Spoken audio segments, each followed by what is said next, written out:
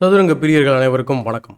இன்றைக்கி நம்ம பார்க்க போகிற வீடியோவில் டாடா ஸ்டீல் பிளிட்ஸ் 2018 ஒரு ஆட்டத்தை பார்க்கலாம். இந்த ஆட்டம் வந்து பார்த்திங்கனாக்கா பிரக்ஞானந்தாவுக்கும் சூரியசேகர் கங்குலி அப்படிங்கிற கிராண்ட் மாஸ்டரும் நடந்த ஒரு ஆட்டம். எந்த ஒரு டிலேவும் இல்லாமல் இப்போ இந்த கேமை பார்க்கலாம். அதுக்கு முன்னாடி ஒரு ரெக்வஸ்ட் என்ன அப்படின்னா, நம்ம சேனலை நீங்கள் சப்ஸ்கிரைப் பண்ணாமல் பார்த்துட்ருக்கீங்க அப்படின்னா சப்ஸ்கிரைப் பண்ணிட்டு பெல் பட்டன் ப்ரெஸ் பண்ணி வச்சுக்கோங்க. இப்போ இந்த கேமை பார்க்க ஆரம்பிச்சிக்கலாம். பிரக் வந்து ஒயிட் பீஸ் வந்து ஹேண்டில் பண்ணிட்டு இருக்காரு. இந்த கேம் வந்து விளையாடுறது வந்து பார்த்திங்கன்னா இப்போ 2018 அப்படின்னா கிட்டத்தட்ட 6 வருஷத்துக்கு முன்னாடி இந்த கேம் நடந்திருக்கு. அப்போ அவரோட ஸ்ட்ரென்த் வந்து பார்த்திங்கன்னா 2608, அதாவது ரேட்டிங் அடிப்படையில். ஸோ கங்குலி வந்து பார்த்திங்கன்னா 2635 இருக்கார். இந்த கேம் வந்து ரொம்பவே லென்த்தியான ஒரு கேமாக இருக்கும். பட் இந்த கேம் 2 பேருக்குமே வந்து பார்த்திங்கனாக்கா ஒவ்வொரு கட்டத்துலேயும் 2 பேருக்கும் வாய்ப்புகள் வந்து அதிகரிக்கும். பட் கேம் எப்படி முடிஞ்சுது அப்படிங்கிறத நீங்கள் வந்து பார்த்துருப்பீங்க. பட் எப்படி அந்த மாதிரி இவர் அச்சீவ் பண்ணார் அப்படிங்கிறத நம்ம அதை கொண்டு போகிற விதம் சூப்பராக இருக்கும். ஸோ இப்போ பார்க்கலாம். வித் ஒயிட் பீசஸ் பிரக் வந்து கேம் வந்து E4 வந்து ஸ்டார்ட் பண்ணுறாரு. கங்குலி வந்து இங்கே C5 ரிப்ளை பண்ணுறாரு. அதுக்கு ஓப்பனிங் வைஸ் நம்ம வந்து இங்கே என்ன பார்க்குறோம் அப்படின்னா ஃப்ரெஞ்ச் சிசிலியன் வந்து பார்க்குறோம். ஸோ பிஷப்பை ஃபேன் ஷாட்டாக பண்ண பார்க்குறாரு. இந்த இடத்துல ரொம்ப காமனான மூவ். ஆக்சுவலாக G3 ரொம்ப காமனான மூவ் கிடையாது. ஏன்னா எப்போவுமே நம்ம வந்து ஒரு ரேப்பிட் ஆட்டமோ இல்லை வந்து ஒரு பிளிட்ஸ் ஆட்டமோ நீங்கள் பார்க்கும்போது ரொம்ப அதிகப்படியாக பயன்படுத்தாத ஒரு வேரியேஷனை சூஸ் பண்ணி விளையாடுறது ரொம்ப வழக்கமாக இருக்கும் கிராண்ட் மாஸ்டர்ஸ் மத்தியில். ஸோ அந்த மாதிரி அவர் G3 வந்து சூஸ் பண்ணுறாரு. ஸோ இதில் கூட கிட்டத்தட்ட 2000 கேம்ஸ்க்கு மேலே இருக்குது. Night C6 விளையாடுறாரு. அதுக்கப்புறம் பிஷப்பை ஃபேன் ஷாட்டாக பண்ணுறாரு. அதுக்கப்புறம் நைட் F6 டெவலப் பண்ணவும் இவர் நைட் C3 டெவலப் பண்ணுறாரு. ஸோ டெவலப் பண்ணதுக்கப்புறம் pawn to D6 slow approach பண்ணுறாரு பிளாக்கு. அடுத்து கேசல் பண்ணிடுற பிறகு bishop E7 porn to D4 சென்டரில் ஸ்ட்ரைக் பண்ணுறாரு. ஸோ C இன்ட்டு D4, அதுக்கப்புறம் night into D4, bishop D7 போட்டு பிஷப்பையும் டெவலப் பண்ணுறாரு.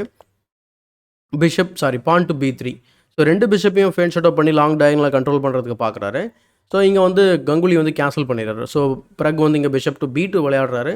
அதுக்கப்புறம் பார்த்தீங்கன்னா A6, ஏன்னா குயின் C7 நம்ம வந்து டெவலப் பண்ணணும் அப்படின்னா A6 அவசியமாக தேவைப்படும். அல்லது நம்ம வந்து குயின் சைடு எக்ஸ்பேன்ஷன் பண்ணணும் அப்படின்னா இந்த டிப்பிக்கல் எக்ஸ்பேன்ஷன் வந்து பார்த்தீங்கன்னா A6 B5. So night CE2 போகிறாரு. நைட் CE2 போயிட்டு ஜஸ்ட்டு C பானுக்கு வழி விடுறாரு. ஏன்னா பிளாக் வந்து, அதாவது சிசிலியன் பிளேயர்ஸ் எப்போவுமே D5 வந்து கண்டிப்பாக விளையாடணும் அப்படிங்கிற ஒரு நோக்கத்தோடு இருப்பாங்க. அதுக்கு ஒரு முட்டுக்கட்டை போடுறதுக்காக இவர் என்ன பண்ணுறாரு அப்படின்னா நைட்டை வந்து ரீட்ரீட் பண்ணுறாரு வாண்டடாக. ஸோ ரூக் C8, அதுக்கப்புறம் பான் C4 இந்த மராக்ஸி செட்டப் இங்கே ஃபார்ம் பண்ணுறாரு. பான் டு B5 போட்டு அந்த செட்டப்பை உடைக்கிறதுக்கான முயற்சி பண்ணுறாரு. இங்கே பார்க்குறதுக்கு ஏதோ பிளாக் வந்து ஒரு பானை பிளெண்டர் பண்ண மாதிரி தெரியும். ஆக்சுவலாக பிளெண்டர் கிடையாது. ஏன்னா பிரக் இப்படி வெட்டின உடனே அவர் ஒரு இன்பிட்வீன் மூவ் மாதிரி இந்த மூவ் இன்செர்ட் பண்ணுறாரு. நைட் X D4, அதுக்கப்புறம் வந்து அவர் 8X B5 விளையாடுறாரு. இப்போ அந்த பிஷப்போட பாதுகாப்பு B5 ஸ்கொயரில் இருக்குது. ஸோ குயின் E2 விளையாடி உடனே அந்த பிஷப் பானுக்கு ஒரு பாதுகாப்பு கொடுக்குறாரு. அட்டாக் கொடுக்குறாரு. அவர் குயின் B6 விளையாடி அதுக்கு பாதுகாப்பு கொடுக்குறாரு. இந்த இடத்துல வந்து நம்ம ஃபிக்ஸிங் த பான் அப்படிங்கிற ஒரு கான்செப்ட் இருக்குது. ஸோ பானை வந்து B4க்கு புஷ் பண்ணி இந்த பான்ஸை ரொம்ப எங்கேயுமே போக முடியாமல் நம்ம வந்து தடுக்கிறதுக்கான வாய்ப்பு ஏற்படுத்தலாம். அதே சமயத்தில் இந்த பானை புஷ் பண்ணிட்டோம் அப்படின்னா இந்த பிஷப் வந்து இந்த ஸ்கொயரை வந்து B4 பானை வந்து பாதுகாப்பு ஆரம்பிச்சிடும். பட் கேமில் வந்து அவர் குயின் B6 போட்டு பாதுகாப்பு கொடுக்குறாரு. Rook F D1. So centre பண்ணுற என்ன சொல்கிறது, சென்டரில் வந்து பார்த்திங்கன்னா ரூக்கை டெவலப் பண்ணுறாரு. சம்டைம்ஸ் இந்த ரூக்கு இந்த D7 இருக்கக்கூடிய பிஷப்பை வந்து எக்ஸ்ரே பண்ண வாய்ப்பு இருக்குது. இப்போவே எக்ஸ்ரே தான், பட் டாக்டிக்கலாக வந்து அதை ஒரு டிஸ்கவுண்ட் அட்டாக்காக மாற்றுறதுக்கு கூட வாய்ப்பு இருக்குது. பான் டு B4க்கு அப்புறம் வந்து E5 வந்து புஷ் பண்ணுறாரு. ஸோ அந்த டாக்டிக்கல் ஐடியாவை இங்கே உருவாக்கலாமா அப்படிங்கிறது தான் ஐடியா.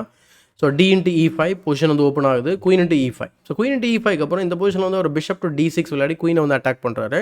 ஒரு ஆக்டிவான போஸ்ட்டு தேடலாம் அப்படின்னு சொல்லி அவர் குயின் G5 போகிறாரு. ஏன்னா ஆல்ரெடி இங்கே பெரிய த்ரெட்லாம் இருக்குது. எக்ஸாம்பிளுக்கு நீங்கள் எதையுமே கண்டுக்காமல் சும்மா ஏதோ ஒரு மூவ் பண்ணுறீங்க அப்படின்னு சொன்னாக்கா ஆல்ரெடி நைட் F5 வந்து பார்த்திங்கன்னா it is winning move for white. So ஏன்னா நீங்கள் நைட் F5 வச்சோன்னே இதாக ஒரு 3 to 4 மூவ்ஸில் நீங்கள் செக்மேட் பண்ணிக்கலாம். ஸோ அதனால் உடனே அந்த குயின் போஸ்ட்டை வந்து கொஷின் பண்ணி ஆகணும். So H6 விளையாடுறாரு. குயின் திரும்ப பழைய ஸ்கொயர் லைக் கீழே வந்துடுது குயின் டு D2. இதுதான் வந்து கிரிட்டிக்கல் மொமெண்ட். ஆல்ரெடி நம்ம வந்து 20வது மூவ் பார்த்துக்கிட்டு இருக்கோம். இந்த கேம் ஆக்சுவலாக 90 மூவ் கொண்டது. 20வது மூவ்லேயே இப்போ பிளாக்குக்கு ஒரு சிவியரான ஒரு அட்வான்டேஜ் வந்து கிடைக்குது.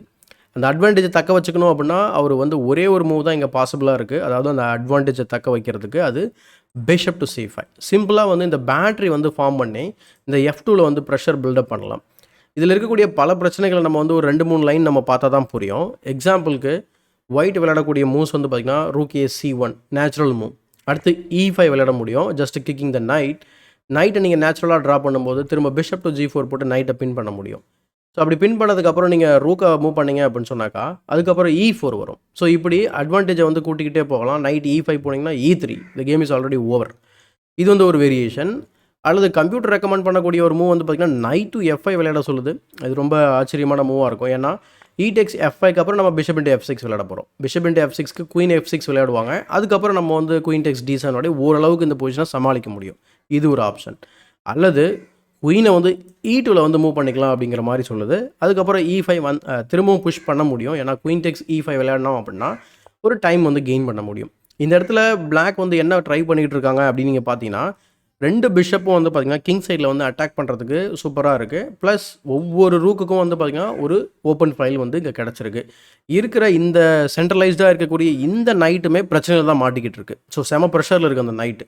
ஸோ அந்த காரணத்தினால குயினை நீங்கள் மூவ் பண்ணதுக்கப்புறம் pawn to G5, even pawn to G5 is a possibility, queen to D2 anyway, and then bishop to G4. So இப்படி உங்களை ப்ரெஷர் பண்ணி ஈஸியாக வந்து பார்த்திங்கன்னா அட்வான்டேஜ் கெயின் பண்ண முடியும். அந்த பானுக்கு ஒரு சூப்பரான ஒரு காம்பன்சேஷன் ப்ளஸ் அட்டாக்கிங் பொசிஷன் வந்து கிடைக்கும். ஆக மொத்தத்தில் அவங்க விளையாடிருக்கக்கூடிய மூவ் என்ன அப்படின்னா bishop to C5. Of course Blitz, அதாவது டைம் ஃபார்மட் கூட நான் இங்கே போட்டிருக்கேன் 5+3. இவ்வளோ ஆழமாக வந்து இதில் பார்க்க முடியுமா தெரில, பட் ஜஸ்ட் இதெல்லாம் வந்து இங்கே இருக்குது அப்படிங்கிறத நம்ம வந்து இங்கே சொல்லிக்கிட்டு இருக்கோம். ஸோ பிஷப் E5 விளையாடுறாரு. பிஷப் E5 விளையாடணுன்னா அவர் சிம்பிளாக வந்து ரூக்கை மூவ் பண்ணி பிஷப் அட்டாக் பண்ணுறாரு. ஸோ திரும்ப bishop all the way back வந்து போயிடுறாரு. அதுக்கப்புறம் நைட் டு C2 ஜஸ்ட் திரும்ப அந்த பி பானை வந்து ப்ரெஷர் பண்ண ஆரம்பிக்கிறாரு. அது மட்டும் இல்லாமல் இந்த பிஷப்போட லைனையும் ஓப்பன் பண்ணுறாரு. பிஷப்போட லைனை ஓப்பன் பண்ண உடனே அவர் என்ன பண்ணார், ரூக் FD8 போடுறாரு. பட் இங்கே அந்த பி பானை வந்து அவர் பாதுகாக்கவே இல்லை ஆக்சுவலாக. ஸோ அவர் இந்த பானை வந்து பாதுகாக்கணும் அப்படின்னா ஏதாவது கவுண்டர் அட்டாக் ஐடியாஸாவது பண்ணணும். லைக் நைட் டு G4 அல்லது வந்து பார்த்திங்கன்னா பிஷப் டு A7. இந்த மாதிரி ஐடியாஸ் வந்து பார்த்திங்கன்னா ரொம்ப ஸ்ட்ராங்காக இருக்கும். ஏன்னா இப்போ நம்ம அதே மூவ் நம்ம இங்கே ட்ரை பண்ணுறோம் அப்படின்னா நைட் டு G4 ரொம்ப ஸ்ட்ராங் ஆகிடும். F2ல ப்ரெஷர் பில்டப் ஆகிட்டே இருக்கும். நீங்கள் ரூக்கை F1ல E1ல அந்த மாதிரி வச்சிங்க அப்படின்னா பிஷப் ரெடியாக இருக்குது உங்களை அட்டாக் பண்ணுறதுக்கு. அது மட்டும் இல்லாமல் குயினை எங்கேயாவது கொண்டு போனீங்கன்னா ரூக் நைட்டு போயிடும். நைட்டு எங்கேயாவது போனால் ரூக் C2 வந்துடும். ஆளினால் வந்து பார்த்திங்கன்னா வின்னிங் பொசிஷன் மாதிரி ஆகிடும் அது. ஸோ அதனால் இந்த இடத்துல பிஷப் A7 ரொம்ப ஸ்ட்ராங்கான move. But our rook FD8 விளையாடவும் அவர் சிம்பிளாக ஒரு பானை வந்து குயினாலே வெட்டிடுறாரு. ஸோ குயினால் வெட்டின உடனே அவருக்கு பெருசாக காம்பன்சேஷனில் இப்போ வந்து விளையாடுறாரு. But bishop into B6, sorry queen into B6, bishop into B6, அடுத்து நைட் E3 போடுறாரு. பிஷப் B5 வந்துட்டு அந்த E2 ஸ்கொயரை வந்து செக்யூர் பண்ணுறாரு. பட் தென் பாஸ் பண்ண புஷ் பண்ண ஆரம்பிச்சிட்டாரு. ஓகே, கங்குலிக்கு வந்து பார்த்திங்கன்னா குயின் சைடில் மெஜாரிட்டி, சாரி கிங் சைடில் மெஜாரிட்டி இருக்குது. ஆனால் ப்ரக்குக்கு வந்து பார்த்திங்கன்னா இது எல்லாமே, அதுவும் எஸ்பெஷலி இந்த பி பான் போனதுக்கப்புறம் கனெக்டட் பாஸ் பான்ஸ் இருக்குது.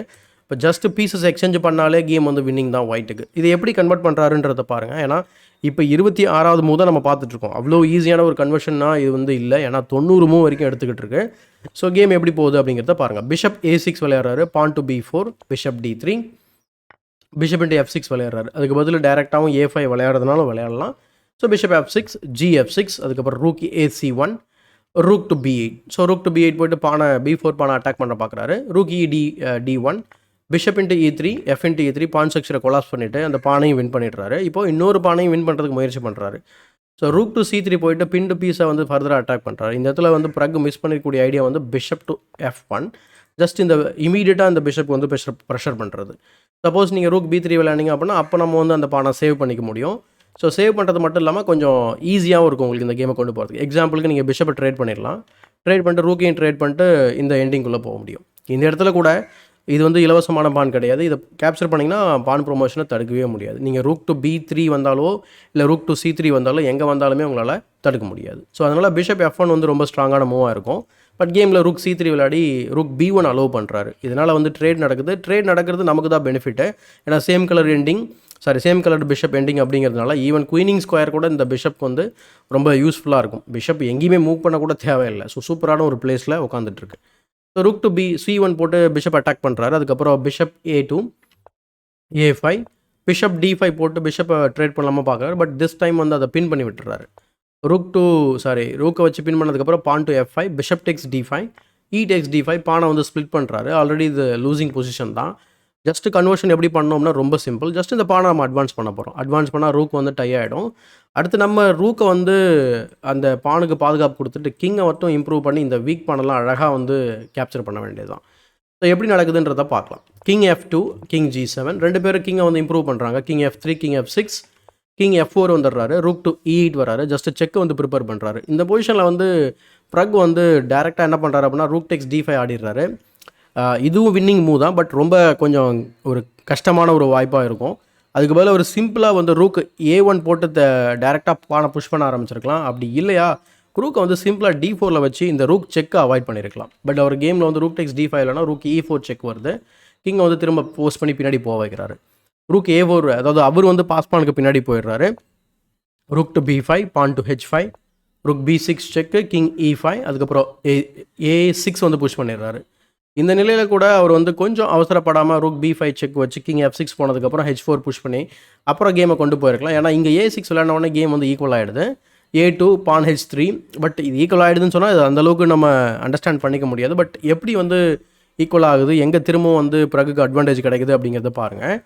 ஸோ ரூக் A3, அதுக்கப்புறம் ரூக் H6 போகிறாரு. இந்த பானை விட்டுட்டு அந்த பானை வெட்டிடலாம். அப்போ நம்ம வந்து H பான் வந்து நமக்கு வந்து ரொம்ப ஸ்ட்ராங்கான பாஸ் பானாக இருக்கும் அப்படின்னு சொல்லி பார்க்குறாரு. ஸோ ரூக் A1 போகிறாரு. பட் இருந்தாலும் ரூக் டெக்ஸ் H5, ரூக் டெக்ஸ் A6, பான் G4 போயிட்டு அந்த பின் அட்வான்டேஜ் எடுத்துக்கிறாரு. இதில் இந்த பானை கொடுத்ததுக்கு இன்னொரு அட்வான்டேஜ்னா இந்த பின்னை கிரியேட் பண்ணுறது தான். So rook Tex F5 sex.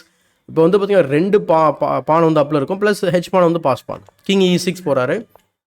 Porn to H4, pawn to F6, rook B5, king F7, rook B2, king G6, king F4, rook F1 check. இங்கே வந்து பார்த்தீங்கன்னா கொஞ்சம் செக்காக கொடுப்பாங்க. king G3, rook G1 check, rook king F3, rook F1 check, rook F2 blocking the check. அப்புறம் வந்து பார்த்தீங்கன்னா rook H1. அடுத்து king G3 போயிட்டு பானுக்கு பாதுகாப்பு, rook G1 check, திரும்ப king F4, திரும்ப ரூக்கை வச்சு அட்டாக் பண்ணுறாரு. அதுக்கப்புறம் செக்கு குத்துறாரு. ஏன்னா கிங் வந்து G5 ஸ்கொயரை ப்ரொடெக்ட் பண்ணிக்கிட்டு இருக்கு அப்படிங்கிறதுனால king G7. king G7 வந்ததுக்கப்புறம் பான் டு E4 போகிறாரு.